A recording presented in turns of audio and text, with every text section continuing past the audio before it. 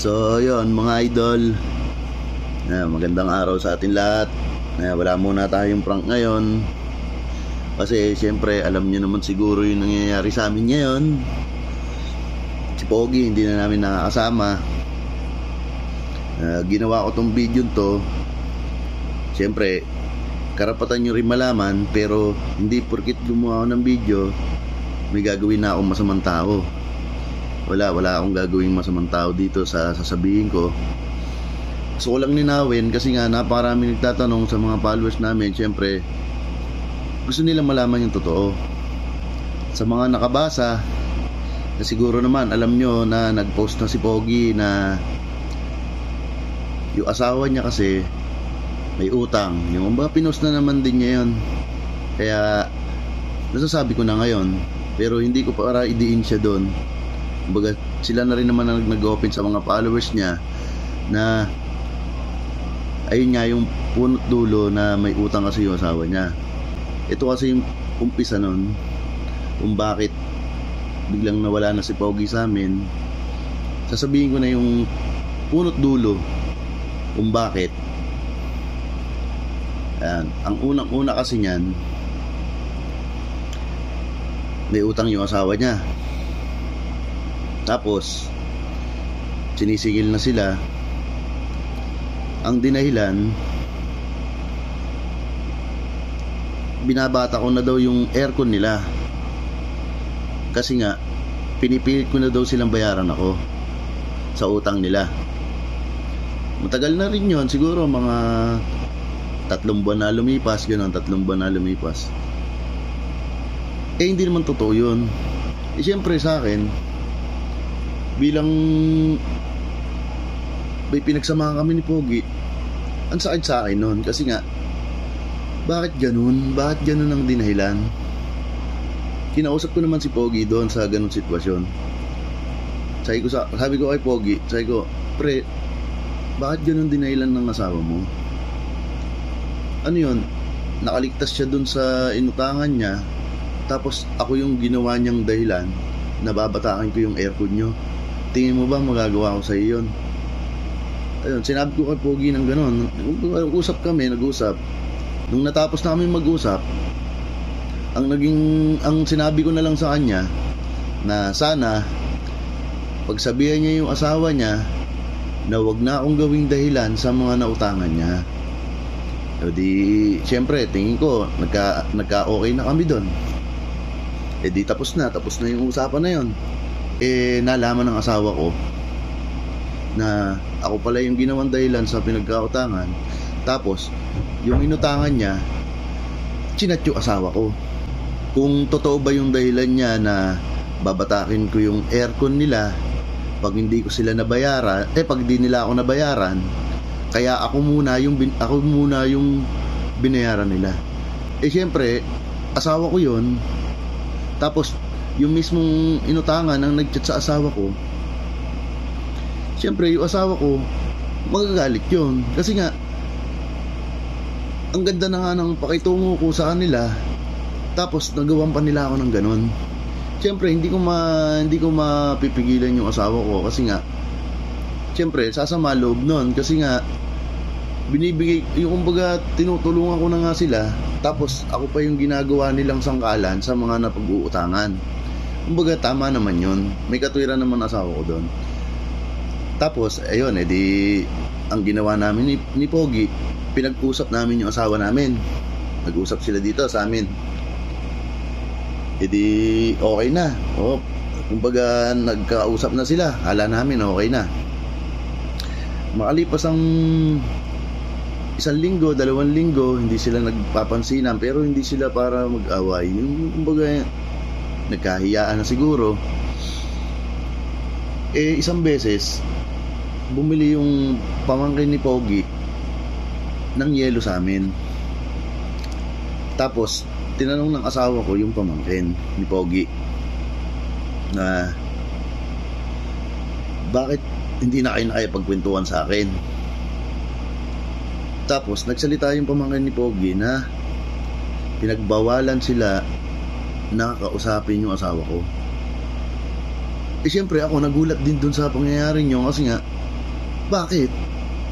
Ba't nilalayo nila yung mga pamangkin nila sa asawa ko? Ano bang ginawang mali ng asawa ko? Nag-react lang naman yon nung nalaman na ako yung dinahilan para hindi nila mabayaran yung utang nila.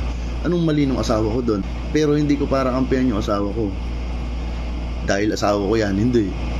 Kumbaga kung babasihin mo yung pangyayari, bakit asawa ko ang lalayuan? Wala namang ginawa yung asawa ko. Bakit ganun? Syempre yung asawa ko nung nalaman yon, nag-note siya sa messenger niya na pati bata dinadamay. Ayun lang yung salita niya doon. Bakit pati bata dinadamay? Ibig sabihin, ang punto ng asawa ko doon, kung may problema ka sa akin, huwag mo idamay yung mga bata. Kumbaga problema lang natin, tayo magsolusyon, hindi para magdamay ka pa ng ibang tao na palalayuin mo, gagawin mo masama. Mali naman yun. Tapos, edi nag-post yung asawa ko ng ganon, ng bakit pati bata dinadamay mo. Kami dalawa ni Pogi, no, nung gabing yun, nagiinom kami diyan sa labas sa terrace. Aba, nagulat na lang kami, yung asawa niya biglang nagwala sa terrace nila. Sabi, may post daw yung asawa ko na ganun daw. Tapos sabi ko, nag-uusap kami ni Pogi, sabi ko, pre, ba't ganun? Ba't nagwala asawa mo? Sa tutusin lang, kung sa magwawala, dapat nga ako ang magwala o kaya asawa ko Pero bakit yung asawa mo, siya yung nag-react? Nag-post lang naman ng asawa ko na bakit pati bata dinadamay. Ayun na, ayun na yung umpisa. Pero kami ni Pogi, okay pa rin. Hindi kami yung kumbaga, away nila yan Sige, lampas. Palampas pa din. Intindi pa din. Tapos, dumating yung time na nagpo-post na sila. Nagpo-post ang asawa ko, nagpo-post na rin yung asawa ni Pogi, nagsasagutan silang dalawa. Asawa ko, pinagsasabihan ko si Pogi, pinagsasabihan niya rin asawa niya, pero ayaw nilang tumigil. Pero kami dalawa ni Pogi, hindi talaga kami apektado kahit ganun. Kumbaga, nag-aaway kami ng asawa ko dito, tapos sila nag-aaway din sila ng asawa niya para lang matapos. Kumbaga, kami dalawa, bahala na kami kung paano namin susolusyonan yan. Tapos, ang nangyari, dumating yung punto na humiram sa amin si Yuan. Sila Pogi, humiram. Tapos, edi pagkahiram nila ng pera, edi sabi ko, sige, hindi ko pipiliting bayaran mo ng buo yung naging utang mo. Baga kung ano lang yung kaya mo maibigay, mabibigyan ng blessing, hindi ko babawasan yan. Buo ko pa rin ibibigay sa iyan, hindi ko ibabawas yon. Ikaw na bahala kung magkano iabot mo. O yun, ang ginawa ni Pogi, aabutan niya ako nung una binigyan niya ako 5,000. Tapos nung sumunod 3,000. Sumunod 2,000. Tapos hindi pa tapos yung bayarin niya, hiram pa rin. Pero sa akin walang problema yon. Natural na tulungan ko siya kasi nga magkasama kami, hindi pwedeng hindi ko siya tulungan. Kasi yung problema niya, ako ko na rin yun Pero hanggang doon lang ako sa kaya kong itulong, hindi yung lahat itutulong ko. Siyempre, may pamilya din ako, may ginagastos din ako. Kailangan din, magtira ako ng sakin. Pero yung kaya ko itulong, tinutulong ko. Walang problema sa akin yun. Ganun na nangyari. Magkakaroon sila ng problema, hiram. Sige, walang problema, hiram. Sa akin, walang problema yon. Tapos, dumating yung time na na-hospital yung anak niya. Na-hospital yung anak niya. Kumbaga, gusto namin pumunta, kaya lang hindi kami makapunta kasi nga meron silang gap ng asawa namin. May gap sila na ayun nga, yung nagsasagutan sila sa social media. Pero nanghiram sa akin si Pogi. Magkano hiniram sa akin ni Pogi? 5,000. Sabi ko, sige. Pero may utang pa siya sa akin na 4,000. 4,000 pa utang niya sa akin, tapos humiram muli ng 5,000. Sa akin, walang problema, sige. Eto na, nung bago niya hiramin sa akin yung 5,000 yun, ayan, papakita ko sa screen. Ayan, nag-chat sa akin na pagdating ng sahod, ibawas na lahat. Ayan, edi ginawa ko. Yun, sabi ko, babawas ko kaya. Yung nagdadalawang isip pa rin ako kung gagawin ko bang itodo o hindi. Kaya nung dumating yung sahod, ang ginawa ko, tinanong ko siya bago ko iabot yung pera niya. Sa totoo lang, July 26, dumating na yata yung sahod. Kasi sumasahod na rin sila Pogi. Pero ang hindi kami nagkaintindihan, sinabihan ko si Pogi na kapag sumahod ka sa page mo, sabihin mo sa akin para pagka alam ko na sumahod ka na, kung titignan ko na kung sumahod na rin yung page natin. Ibig sabihin, ikaw yung magiging signal ko na kung pag sumahod ka na, sumahod na rin tayo. Na pagka sinabi mo sa akin, pupuntahan ko na. Tapos, bibigay ko na yung pera nyo. Ang nangyari, yung July 26 na yun, birthday ko kasi yun. Siyempre, asikaso. Kumbaga, kasama ko naman si Pogi nun. Kumbaga, okay kasi kami, okay. Wala naman kaming problema ng dalawa eh. Kaya lang, nagkulang siya sa ganun. Hindi niya inopen sa akin na, pre, sumahod na ako. Baka sumahod na rin yung page natin. Pwede mo ba silipin? O hindi, sana, sisilipin ko yun. Kung sinabi niya yun, kaya lang hindi niya sinabi. Di ang nangyari, July 26, hindi ko nakuha. Kasi hindi naman ako pumunta sa bangko, no? Kasi nga, busy din sa pag-aasikaso, gawa ng birthday ko nga. Tapos, Biyernes po yun, yung July 26 ha. Tapos, Sabado, siyempre, ako nun, kumbaga, may hangover, tulog lang maghapon, edi hindi ko rin naasikaso. Tapos, dumating ang Linggo, sarado bangko. Tapos, Lunes ng hapon, pumunta ako sa bangko. Kasi nga, nung Lunes ng umaga, gumawa pa kami ng content eh. Kumbaga, busy pa eh. Tapos, pagdating ng hapon, pumunta ako sa bangko. Nung pag-uwi ko, edi nakuha ko na yung sahod. Pag-uwi ko, nakita ko naman si Pogi nagiinom. Siyempre, hindi naman ako nag-inom no, kasi nga kagagaling ko lang sa inuman, birthday ko, kumbaga nadala pa ako nung araw na yun eh. Kasi pag naparami ka ng inom, talagang madadala ka eh. Ang nangyari nun, kinabukasan ko na ibinigay, umaga. Pagkapunta namin kila Kuya Toklits, ako una palang pumunta doon, tapos sumunod siya. Tapos, nung pagdating niya, edi nag-usap kami sa ilog. Sabi ko sa kanya, pre, yung utang mo ba, babawas ko na lahat. Yung pagkasabi ko sa kanyang gano'n, umuo naman siya. Sabi, sige.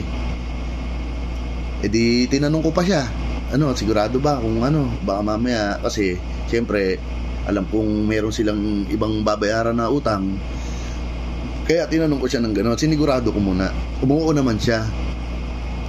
Di ang ginawa ko, binigay ko yung sahod niya, bawas na yung inutang niya. Di okay, bilang niya. Tapos habang binibilang niya, pinapaliwanag ko, pre, kasi binawas ko na yung utang mo. Tapos kinausap ko pa siya, sabi ko, okay na yan, wala bang problema. Okay daw. Edi punta na kami doon sa gupitan. Kumbaga mag-usap-usap na kami kung ano gagawin namin content, ganun. Edi nagulat kami, kahit si Kuya Toklits cute, nagulat din. Nung punta namin sa gupitan, dire-diretso siya ng alis.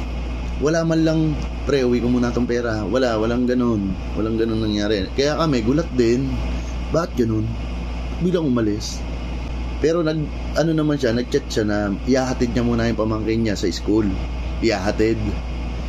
Ihahatid, sige hatid. Kaya lang, nung hatid niya, lumipas ng ilang oras. Umuwi na rin ako nun. Tapos, pagdating ng hapon nata, gabi, biglang may post na yung asawa niya na, ayan, ilalagay ko na lang sa video, pero hindi ko siya para gawing masama. Siguro dahil lang din sa problema kaya niya nagawa yon. Pero para sa akin, ang sakit eh. Ang sakit. Kasi nga, ikaw, itinulong mo lahat ng kaya mo itulong. Pero bakit ganun?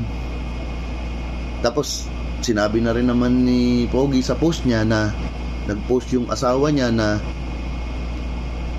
ginugulangan ko daw ang kaibigan imbis na kalaban. Sabi ko, ano kaya ang panggugulang ang ginawa ko doon? Dahil ba ganun na lang yun na ibigay ko kasi nga binawas ko na yung utang. Kasi sa totoo lang, ang nabigay ko sa kay Pogi nitong huling sahod 22. Pero ayun ang pinamaliit na nabigay ko sa kanya. Pero ang karaniwang binibigay ko talaga sa kanya 25, 30, ganon. E di ganon, 22 ang naibigay ko sa kanya kasi nga binawas ko na yung 9,000. Ang naiabot ko na lang 13. Tapos sabi ko, ano kayang panggugulang doon? Siguro dahil ba sa siningil ko yung buong utang nila. Sabi ko, parang hindi naman ako mali doon kasi nga nangako sa akin si Pogi na babayaran yung lahat ng utang pagdating ng sahod. Bago ko nga ibigay yung sahod, tinanong ko pa rin siya kung ibabawas ko ba lahat. Umuo naman siya. Kaya sabi ko, ano nga yung panggugulang doon? Ang naisip ko naman, siguro naliitan doon sa 22 na total na binigay ko. Pero pinaliwanag ko sa kanya kung bakit 22 lang. Kasi, ayan, pinakita ko yung kikitain ng mga content. Ayan, ilalagay ko na lang sa video. Sabi ko, ayan yung kinita ng mga video. Ayun yung mga kinikita ng mga video namin. Sabi ko sa kanya, kwentahin mo, kahit sa $10 bawat isang content, kwentahin mo kung magkano aabot yan sa isang buwan. O pagpalagay na $10 bawat isang content namin. Yung $10 equivalent natin sa 560 kasi $1 equals 56 eh. Di 560 isang araw. Sabi ko, kwentahin mo yung 560 sa 30 days. Ang lumabas na total 16,800. Tapos sabi ko sa sarili ko, ano kayang panggugulang doon? Biri mo nga, ang kinita ng buong video 16,800 lang, pero ang binigay ko sa'yo 22. Isipin mo, saan galing yun? Saan ko kaya kinuha yun? Nanggulang pa kaya ako doon? Kumbaga yun ang masakit yun. Tapos kinausap ko si Pogi, nag-usap kami. Sabi ko, pre, habang buhay na lang bang ganyan, mag-aaway yung asawa mo saka asawa ko, magpaparinigan sa social media, habang buhay na lang ba yung ganyan? Tapos ang masakit pa sa akin, silang dalawa ng asawa mo saka asawa ko ang nagsasagutan. Bakit ang ginawa ng asawa mo, ako yung pinaringgan sa mga post niya? Hindi naman ako yung kaano niya, asawa ko. Kumbaga kinausap ko si Pogi na ang sa akin lang, sana pagsabihan mo, sana sabihin mo na wag ako anuhin kasi nga isa ako sa tutulong sa inyo, hindi nyo ako kalaban. Kaya lang walang siguro napagsabihan kasi makalipas ang mga ilang oras, delete.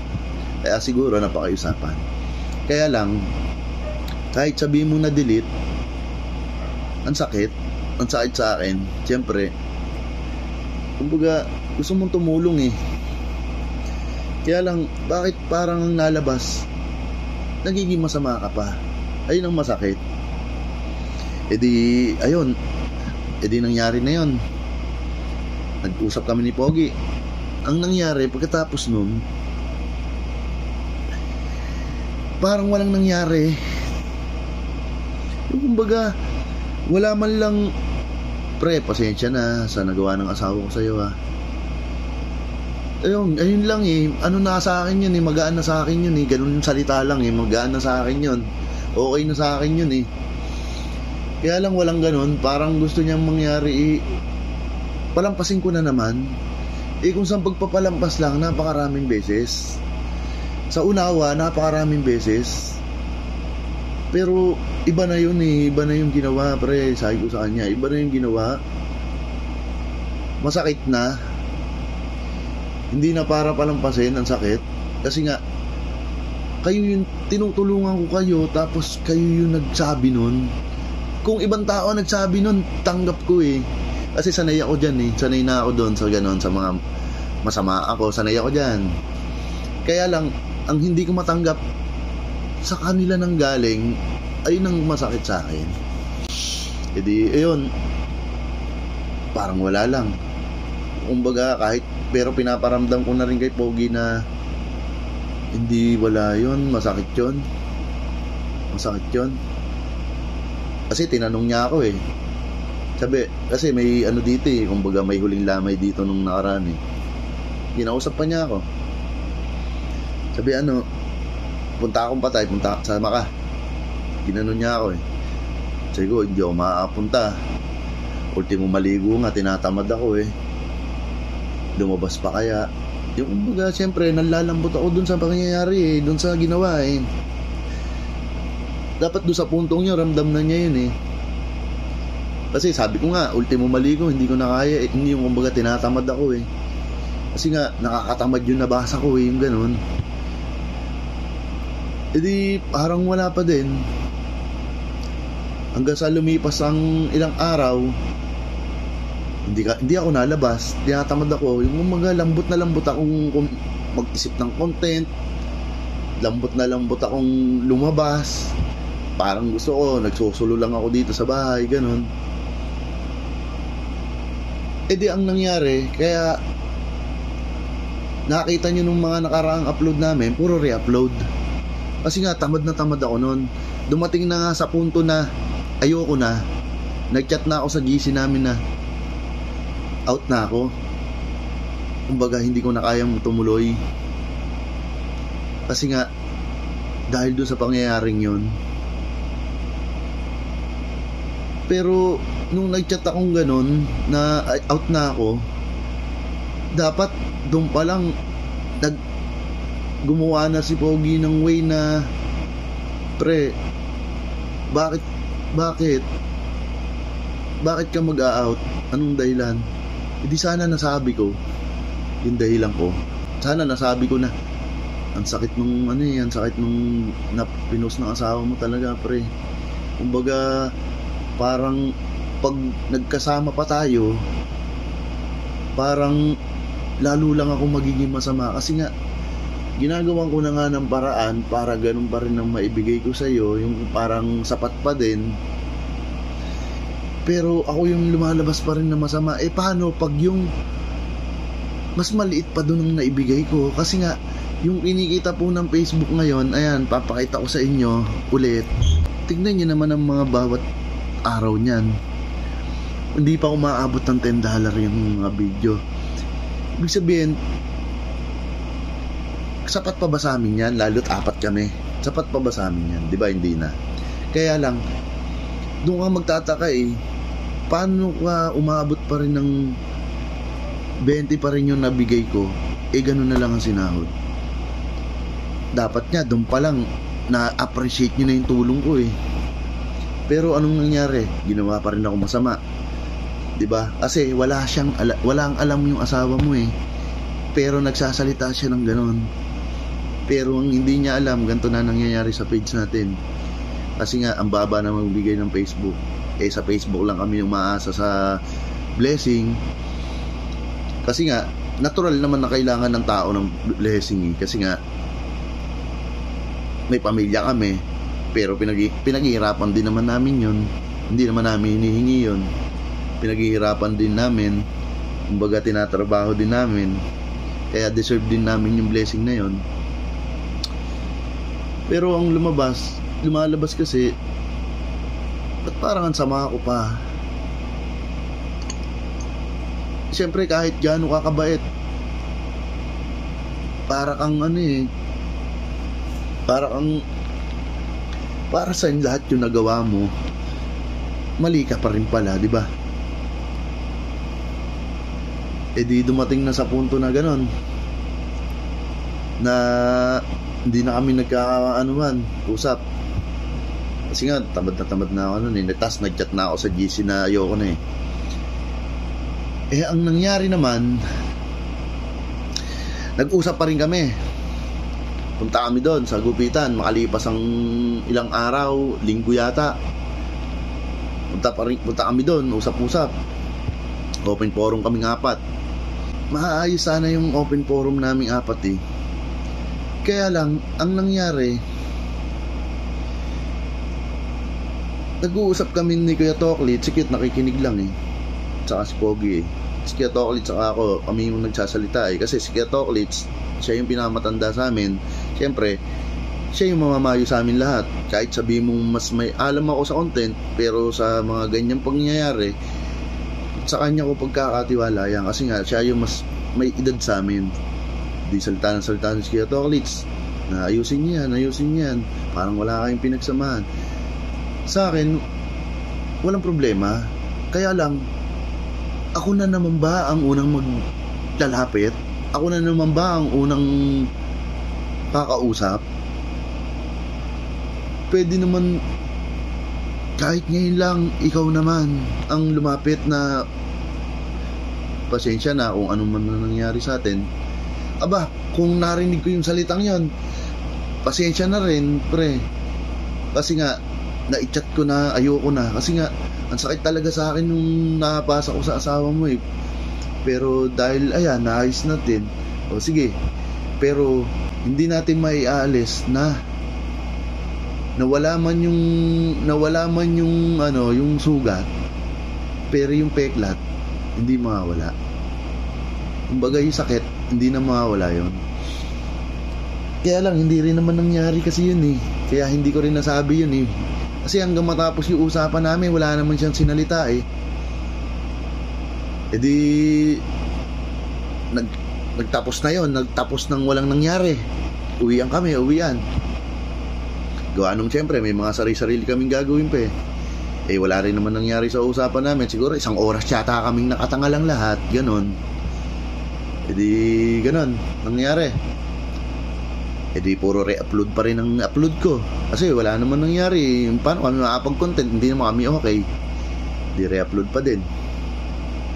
Tapos dumating na naman yung time na mag-usap-usap uli kami.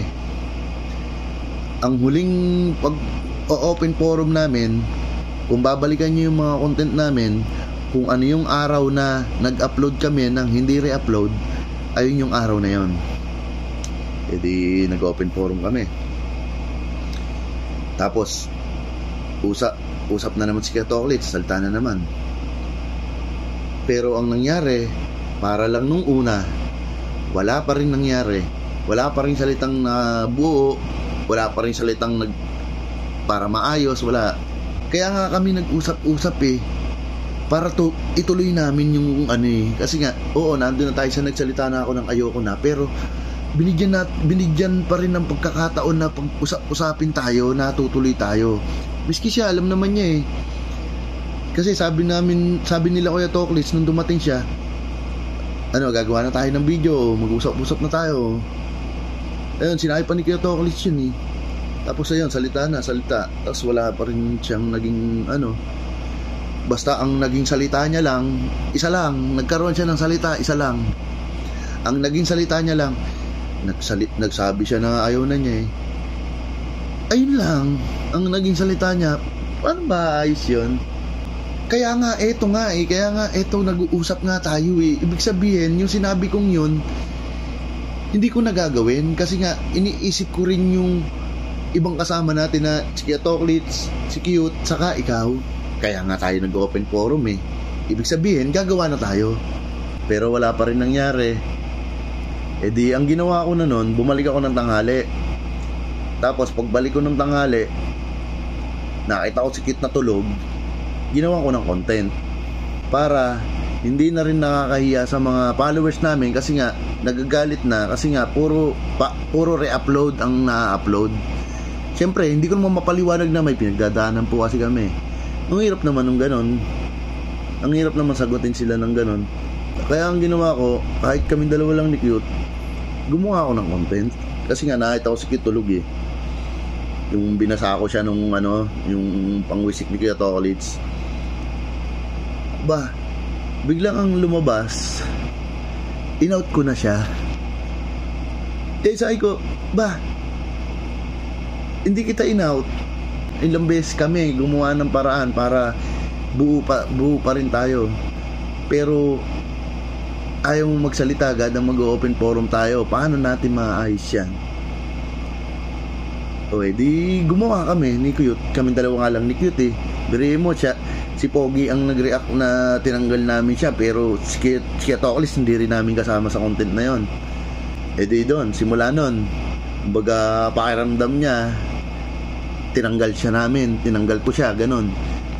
Hindi, talagang kailangan ko lang gawin yun kasi nga nandun na sa pagkakataon na nakita ko ng tulog si Cute ano yun, re-upload na naman ng i-upload ko. Eto na to, kaya ko nang gawin to. Paano kita pupuntahan? Hindi nga natin maayos yung usapan natin, yung pagiging maayos natin, hindi nga natin maayos. Paano kita tatawagin? Di ba? Ayun yung punto ko doon. Pero sa kanya, ang dating sa kanya, tinanggal ko siya. Ayun na, na-upload ko na. Ang nangyari naman, nag-chat yung asawa niya sa akin. Sabi nung asawa niya, nagsalita daw ako ng ayoko na. Tapos biglang malalaman daw na gawa ako ng video na hindi kasama si Pogi. Sabi ko, ang hirap paliwanag, ang hirap. Tapos biglang bumanat yung asawa niya sa akin, biglang nag-chat na kausapin ko daw si Ichan para daw makaluwas na at magtrabaho na. Kumbaga hintayin lang yung salita ko na kung ayaw ko na siyang kasama para daw makaluwas na, para makapagtrabaho na. Di sinagot ko yung asawa niya. Ang sinagot ko sa asawa niya, hindi, siguro mas tama na pagtrabahuin mo na lang si Pogi. Ayan, papakita ko sa inyo yung chat. Ayan, baka sabihin nyo kasi nagawa ko ng kwento. Ayan yung chat namin ng asawa niya. Ayan. Di ang sinabi niya sa akin, luluwas daw, magtatrabaho. Pinaliwanag ko sa kanya, sabi ko, o sige, mas maganda pa nga yung ganyan, pagtrabahuin mo na lang si Pogi. Kasi nga, yung kinikita na ng page, hindi na kayang bumuhay ng pamilya. Ayun yung punto ko sa sinabi ko na hindi na kayang bumuhay ng pamilya yung page namin. Kasi nga, yung kinikita nga 16.8 isang buwan, pero wala pa sa estimate yun na, kasi $10 estimate bawat content pero makikita nyo mayroong $4 dyan, $6, $7. Biriin mo yun. Apat kami. Sa totoong buhay, makakabuhay ba talaga ng pamilya yun? Diba? Hindi naman. Kaya yung sinabi ng asawa niya na luluwas na, magtatrabaho na, hintayin lang yung sagot ko. Aba, ang sinagot ko, mas tama na magtrabaho na lang si Pogi. At least doon, may siguradong kikitain si Pogi na para mabuhay niya yung pamilya niya. Kasi sa pagbablog, wala na. Sobrang baksak na, sa totoo lang, yung binibigay ng Facebook. Talagang gusto ko lang talaga tong bagay na to, kaya kahit ganun, tuloy lang, tuloy. Baga, Diyos na bahala kung basta tuloy. Kaya lang, may utang sila. May 2 anak siyang maliit. Sasama pa rin ba sa amin yun? Kumbaga, kung ako yung masamang tao, isasama ko pa din ba siya? Kung ako yung masamang tao, isasama ko siya. Kasi siyempre, sumama ka sa amin ba? Hindi pwede, nandito ka sa page tapos aalis ka basta. Ba, ano yun? Diba?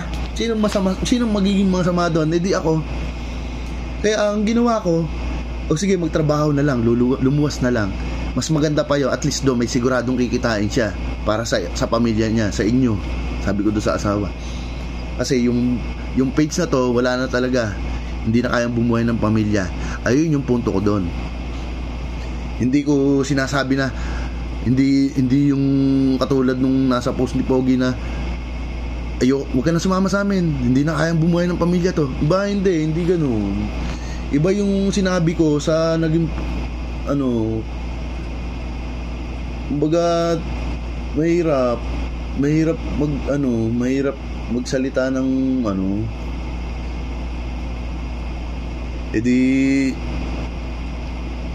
ayun, sinabi ng asawa niya luluwas na, sige, mas maganda pa yon.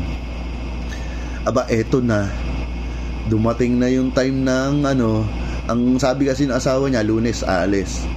Ang nangyari kala ko luluwas, yung pala lilipat lang pala ng content. Pero sa akin walang problema yon, nang solusyon niya walang problema sa akin yon. Gusto ko lang ipaliwanag sa inyong lahat kung ano yung mga totoong pangyayari. Wala akong intensyon na makasakit. Gusto ko lang malinaw sa mga followers namin kasi karapatan yung malaman. Para malinaw sa inyo kung bakit wala na si Pogi sa amin, kaming tatlo na lang. Pero kahit kaming tatlo pala na lang, tutuloy kami para sa inyo. Kumbaga, kung isipin nyo dahil sa pera, isipin nyo na lang yung kinikita namin. Nakita nyo naman kung magkano na lang kinikita namin.